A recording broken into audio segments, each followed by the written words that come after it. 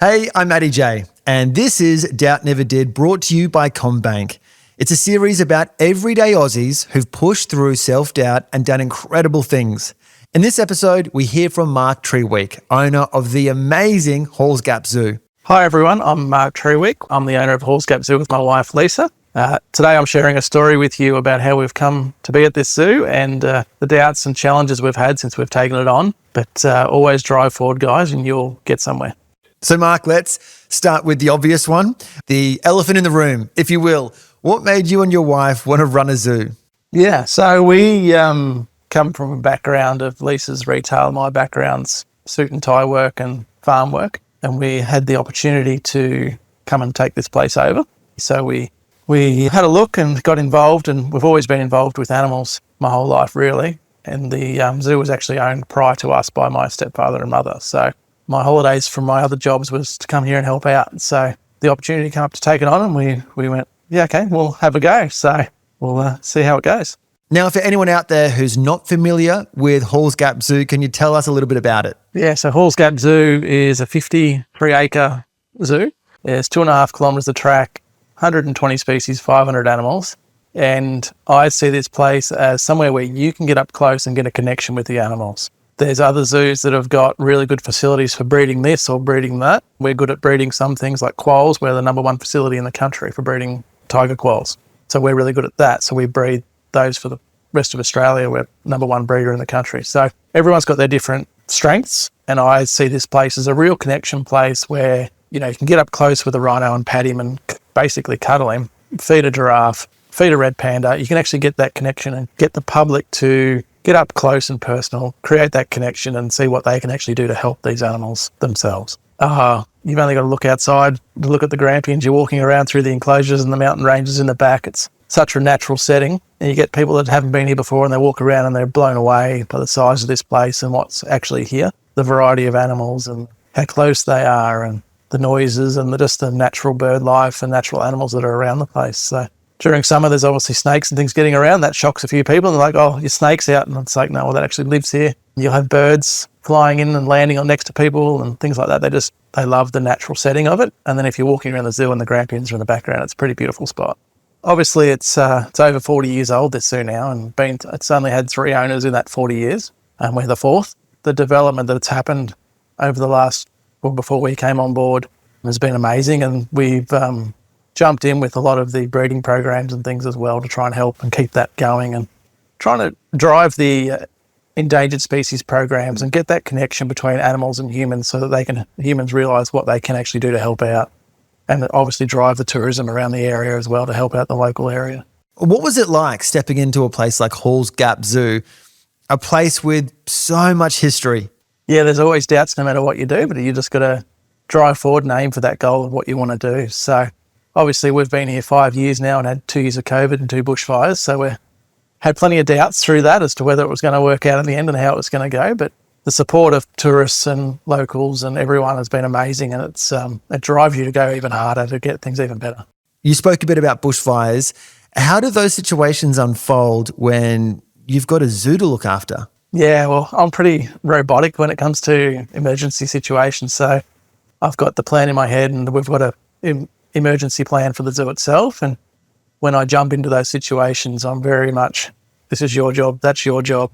You jump into your job and then it all going towards where we need to be to protect the place and protect our animals and protect our staff. And then what would be the immediate steps that you have to take in order to protect the animals? Yeah, so we've got a list of animals that we try and get out and subject to where the fire is and what way. And it's a very fluid plan because obviously things can change very quickly and rapidly as depending on where the fire actually is. So the February one was a lot closer with it that was a 1-day fire. It was here and it was gone and it hit Pomona. Whereas the one in December, we had a few days planning before it was going to make it to us. So we had a few days where we could actually contact other facilities and work out what we can move, where we can move, all that sort of thing. So we had a bit more time, which is nice, but you never know what's going to happen. So you've just got to be ready at all times to jump into action as to whatever could be. Looking back, yes, I probably should have been more nervous, but I jumped into my brain of this is our job, get it done. And everyone jumped in and helped out a lot and did a great work. So keeping calm and not listening to doubt, Would you say that's just the kind of people that you and Lisa are? That's me as a person. I very much just, once I get in that mode of go, it's let's just do it. Because if you have those doubts and you second guess yourself in those emergency situations, there's no time. You've just got to get into it and get it moving. I'm very black and white when it comes to that sort of stuff. And that's what helps a lot. And the staff see that I'm not panicked, which makes them feel more comfortable about the situation. The animals are more relaxed if you're more relaxed. So, yeah. Moving on to some of the operational challenges of owning a zoo of this size, you got 500 animals, right? What are some unexpected challenges that tend to come your way? Yeah, around 500 animals, 120 species. So big variety of all different things from birds, mammals, reptiles. There's always something different. Every single day is a different issue, whether it's two animals fighting that were fine yesterday or whether it's an enclosure that needs repairing or being in this beautiful bush setting we're in, whether it's a tree come down. You never know what's the next day is going to bring. You just got to make sure you've got the right team around you so you don't have any issues and you can just move forward as a team and fix or repair or get things helped, and whether that's vets or maintenance crew or the keepers themselves. So. Are there ever any moments of doubt where you and Lisa, you look at each other and you think, oh my gosh, what have we done? Yeah, sometimes you look at it and go, we're doing great things. Other times you're like, why am I doing this to myself? Yeah, I'm very much a numbers person. So I plan a lot of things out 6 months and going, okay, and you never plan for always the most amazing case, because if you plan for that and it's bad, you're going to put yourself in trouble. So I always plan for an average to lower situation and hope for better. So that's how I run the place. If things turn out great, and the support we've had since Easter through to now this year has been amazing from the tourists and public coming through the door. So, we planned for a quiet period due to the bushfires, but it's actually been very good. So, it's like, oh, great, we can get on with this build or we can get this. And it just drives the staff gets there, oh my God, we're actually going okay. So. And then when it comes to financial pressures, how do you deal with the busy and also the not so busy periods? It helps them, and you've got a bank manager like we've got in Dan. He's a very positive man, and whatever he can do to help us, he does. So he'll ring me and go, how you going? Looks like you had a great weekend. What do we need to do? What can we help with? So, our future plans is some big things happening, and we hope that one day we can do those. So just need a good couple of years with no fires and COVID and we'll be right. And during those tough periods, even in the bushfires, in what ways do you see the local community really get behind you guys? Yeah, so a lot of local businesses donated or come and spoke to us, or they see us and ask how you're going and things like that. And we got some insurance through the fires, but then the donations that we got through our GoFundMe was the one thing I didn't like talking about during the fires because it was too much money. It wasn't too much money, it was great. It actually topped us up to keep us going. It sort of made us survive. Without that $90,000 we got through GoFundMe, I don't know where we'd be. It was the only thing in all the fires that brought me to tears when I tried to talk about that on camera. Now I'm okay, but talking about it then, I was just like, that was the only thing that brought me down. Like, bushfire just over there, but it was the generosity of people that brought me to tears. It's just incredible. Do you find that those are the moments that make it all worth it? Yeah, definitely. It just shows that people do, you get yourself down with the 1% of people that try and bring you down, and because they're the loudest voice. Whereas when things like that happen to the other 99% of people stand up and go, what can we do to help? That's what blows you away. Do you feel like where you are now that you carry less doubt than when you first did at the start, or is it just that it shows up in new ways? Yeah, there's always a doubt, no matter what you do, as to whether it's going to work out. I believe everything will work out the way we want it to work out. It's a matter of timing and as if we can get it done as quick as we want to get it done. Some of the bigger projects that we've in discussions and planning sort of thing, they cast a lot of doubt because there's a lot of money involved with those, and you really got to hope people keep coming to support.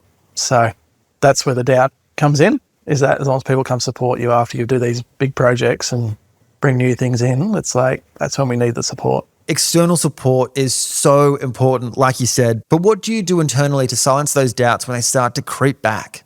I'm a pretty positive person. I don't like to talk negative about anything or anyone because it's just not worth it.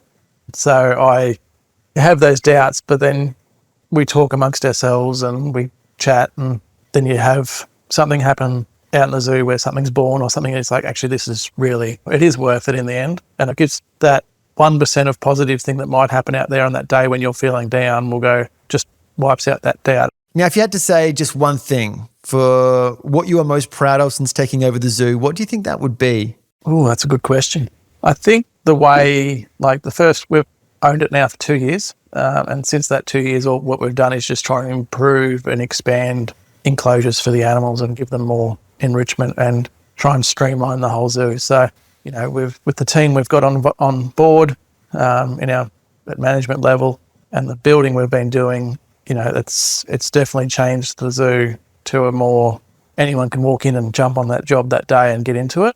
And you have a look around at some of the improvements we've done, and it's definitely something to be proud of what we've done for those animals. Now, can you give us any intel? I want to know, can you hint at any of the amazing things on the horizon for Halls Gap Zoo? There's a few big plans. Can't give them away yet. We've got to get approvals through all the different channels for a lot of them. And then our bank manager needs to put his hand in his pocket as well. But that's part of it. So there's options there, and we believe we can do them all. It's just time. And it's definitely going to be some big things for the area. There's something that could be big for the whole Western Victoria, but we don't know yet as well. So not just ourselves, but for everyone, that other big project. Well, it sounds like you have an exciting vision for the future, but at the same time, I think you are a realist as well. How do you balance those two together? Yeah, so I very much would like to get everything done in one day, but at the same time, just can't do that. So like during the fires and these first 6 months of the year since the fires, it's been very much handbrake on, let's get through, let's just see what happens and see how the rebuild goes with public coming back. So it's been really good. So the guys are starting to do a few of these projects that we've been holding off on doing, and there's material out there to start expanding a few more of the enclosures we've got and some big builds, but for existing animals. But there's some new animals we're planning over the next couple of years, and there'll be some big, exciting animals. And if anyone listening is staring down a massive life challenge like you were, and doubts were starting to creep in, what advice would you give them? If you don't have a go, you'll always look back and regret it. That's one thing. And the other thing is make sure you've got the right people around you. If you're 80% in, that's not enough. Go for it. Have the right team behind you and it'll work out. And when you look at the two types of doubt, for example, the doubt that stops you versus the doubt that helps you grow, what do you think the difference is there? Not many doubts that stop me, in that if that's my plan, I'll work out a way to get to it. And the only way it gets stopped is if it's by third parties that don't allow it. So you've got to have a go. You've got to try it. You've got to put things out there, talk to the right people, get the right people involved to make those things happen. So don't doubt yourself and have a go. And would you say that's what really anchors your belief? Yeah, it's in that same area, in that you've just got to have a go. There's no point if this was what you really want to do, no matter what you want to do. If that's what you want to do, you've got to have a go. Otherwise, you'll look back in a few years and go, oh, that was my opportunity. You've missed it and it's gone. So take those opportunities, because you never know if you'll get another one. Mark, thank you so much for your time. That was Mark Treweek sharing his story in this Doubt Never Did series. We really hope you enjoyed listening to this story about overcoming doubt. To hear more stories and explore even more content, visit the CommBank Brighter Hub or pick up a Brighter magazine in Branch. This Doubt Never Did episode by CommBank acknowledges the traditional custodians of country throughout Australia and their connections to land, sea and community. We pay our respects to their elders past and present and extend that respect to all Aboriginal and Torres Strait Islander peoples today. This episode was recorded on Gadigal land.